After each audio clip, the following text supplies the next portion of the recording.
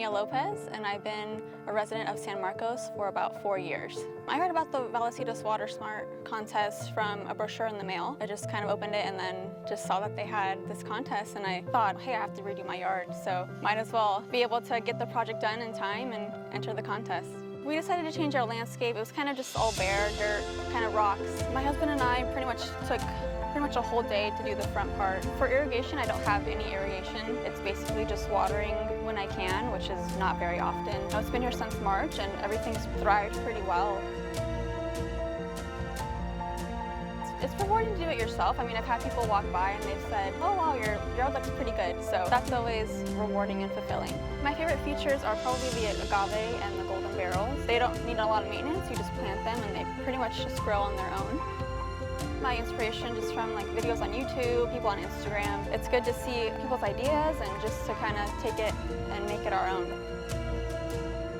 For us, I mean, water conservation is very important. Everything's really expensive now, so just to be able to save a few dollars here and there every month is very beneficial. Where California is in a drought all the time, so being able to save water and using it for other things is always a good thing.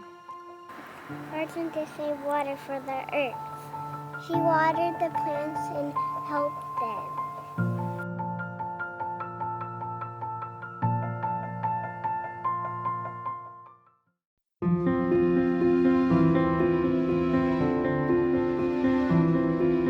Hi, I'm Stephanie. I've been living in San Marcos for 18 years. We are a family of 4, me, my husband, and our 2 daughters. The reason why I decided to change our landscape is because I have been always obsessed with succulent. I wanted to create something that I like, enjoy, and also benefit the environment. During the pandemic, I started to grow and propagate succulent. I also did succulent arrangement in small parts. So one day, a crazy idea came to me that I wanted to make my next project go big by converting our water-consuming landscape into water-conserving succulent garden. Luckily, my idea got supported by my family. It took us almost 4 months to complete this project. We didn't take any specific classes, but my mom had a gardening YouTuber that she really liked called Laura Eubanks. We would all watch her videos together as a family during lunch and talk about it and brainstorm ideas of our own for our garden. I thought the videos were actually super helpful because it not only taught us how to properly design a garden, but also how to properly care for our succulents so that they grow healthily and beautifully.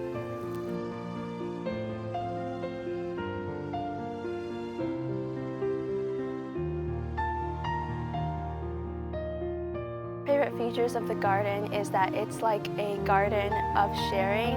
When my mom first started her collection a few years ago, a lot of her friends gave her little baby succulents to start out, and she eventually propagated it into this entire garden that we see today.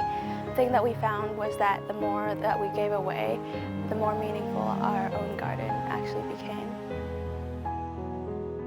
So this is a succulent arrangement that my mom likes to make. She makes a lot of these in her free time, and she would just take elements from our garden and then assemble them together in little pots. She really likes to make them for a lot of occasions, such as Christmas or any other holiday for friends and family. Hi, my name is Davis. I'm a proud owner of homes in San Marcos, and I love the Vallecitos Water District. Starting from when my daughter was young, she won the art contest. Now my wife has won the Water Smart contest.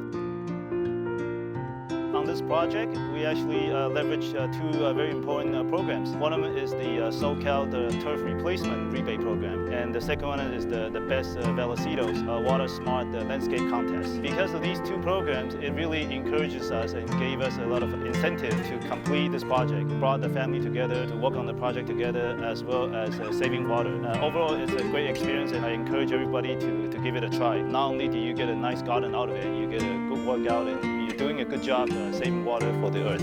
We actually use a water dripping system. It's not easy to see, and we cover the entire soil with rocks, and also we plant all the succulents nearby the big boulders, and we found that to be most effective. So we cover the ground with small rocks, and that really preserves the water and keep the whole garden cool. California has long been known for its drought that has drastically affected many of our lives. A lot of us often overlook the importance of water. However, each and every drop of it is an essential part of life because we use it in cooking, cleaning, hygiene, etc. To combat the insufficient amount of water, we as a community must learn how to start reducing our water usage as well as preserving our water supply. Not only are we helping alleviate the drought, we are also helping the future generations to come. If you are like me, wanted to transform your existing landscape into drought-tolerant garden, this idea may be a little bit overwhelming at first, but please don't be afraid. Just act on it one step at a time, and you are figuring out that your dream garden is slowly coming to life. I would recommend all of you to participate in Vallecitos Water District Water Smart Landscape Contest because it is a great motivator for you to achieve your goal. It is also a good opportunity to show off your final project.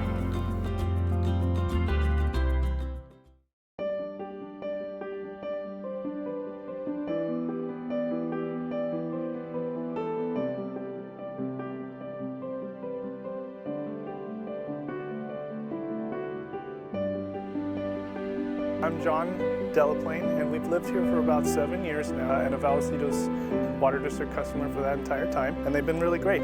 Part of the whole project started by just seeing the Water District's display out front. That was kind of what got the gears turning for this. Hopefully this allows other people to learn more about doing a project themselves. My dad and I worked together for about 12 years, and when COVID came around, it was the right time for my dad to retire and for me to go a different direction and to work in a different sector. And it kind of left the void between us with different projects and having time together. And so this was something that we could reconnect and do something that we were familiar with and really enjoyed, and just brought back a lot of those memories that we had together. And just kind of teach my daughter lessons that you can do on your own and see Grandpa do work and see Dad do work and just kind of bring it together as a family. So one of the catalysts that both Chris and Lisa told us about is that you get a rebate if you do this and if you remove your turf. And also if you change your sprinklers to a different system that is much more water friendly. And that does help with the cost. I would say that if you were very frugal about it, you could almost cover your cost with the rebates and the discounts if you did the labor yourself. If you pay to have someone come out and you maybe add some extra plants or get an upgrade in your rock or something else, then that increases the cost. For us, I would say that it covered about half of the cost to do what we did. That was also because we really enjoyed doing the work and just added more to it as we went.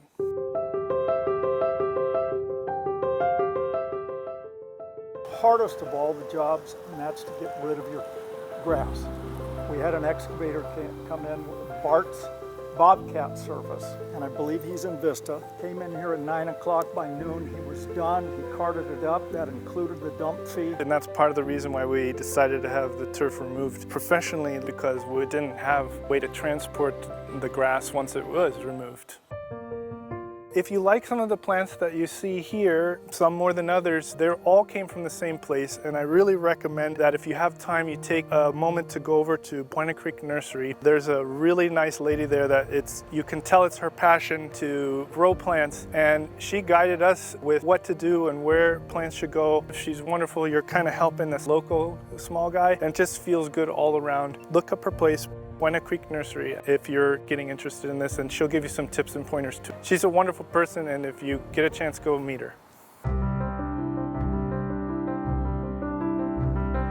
If I was to give some advice and things that I would do differently from doing most of it by hand, is I would really check your soil and check your grass ahead of time, and maybe dig down a certain amount as a test, maybe in a corner or something, because for our particular case we had a lot of roots and it made it very difficult to dig, and the soil here is filled with clay. That also made it difficult to dig. Looking back, I think I would have had maybe some topsoil brought in that would have made it a little bit easier to dig with and had a little bit more removed, and then had an easier layer to dig and brought in.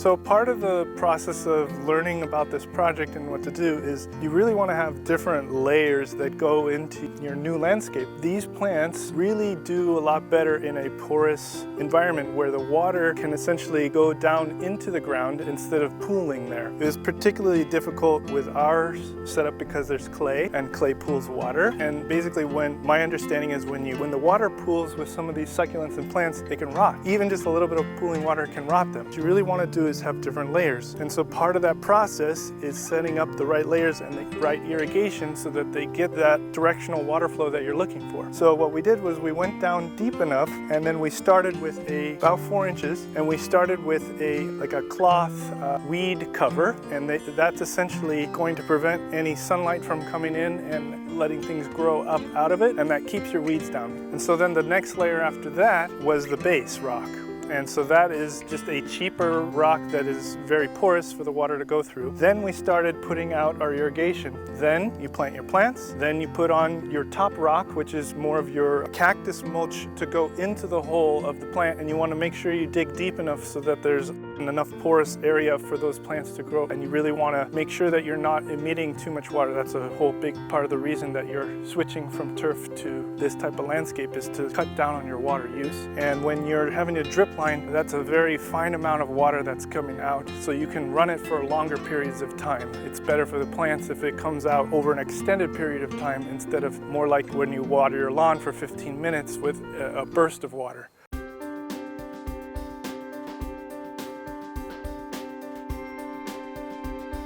So growing up, my dad taught me about being environmentally conscious when we can.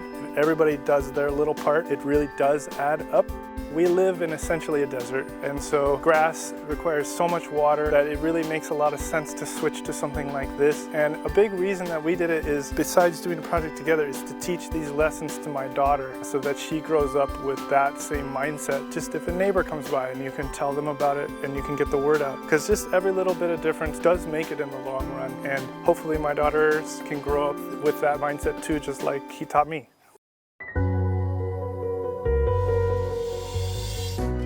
Hi, my name's Lisa Arabi, and I volunteer as a UCCE Master Gardener, and I also work for Vallecitos Water District in the Water Conservation Department. I came out to this landscape while it was being dug up and helped the customers, give them some suggestions on things that they can do. It really turned out nice, and really proud of the efforts that they did. The thing that really threw this landscape into first place for us as judges was that they put a lot of time into installing a bioswale, which you can see behind me. Some people will just put rocks down and make it a pretty dry riverbed, but this is actually a working bioswale, and what that means is that the rainwater that comes off the roof goes down the rain gutter and goes through this bioswale. Bioswale does several really important things. One is, the most important, is it keeps stormwater pollutants out of the storm drain. Every time it rains, when water runs off your property, it's picking up dirt and it's picking up the powder that comes off your brakes. It might be motor oil drips, anything like that, even pesticides or herbicides, things like that, if you've used them, all gets flushed away and it goes into the storm drain, which goes to our local creeks and lakes and eventually to the ocean. And it can cause a lot of pollution, and it's a real issue. So by installing a bioswale, it is collecting all that water and it's not running into the storm drain. The other real benefit of it is that it is helping to water these plants naturally. What it does is the water is soaking into the ground and it's creating a reserve deep in the soil. So 4 months from now, that tree behind me can dig its roots down and get access to that water without requiring supplemental irrigation sometimes. Bioswales are really a great thing to think about in your personal landscape. We highly recommend them, and that is what pushed this landscape into #1 for us, the beauty of the landscape and the bioswale.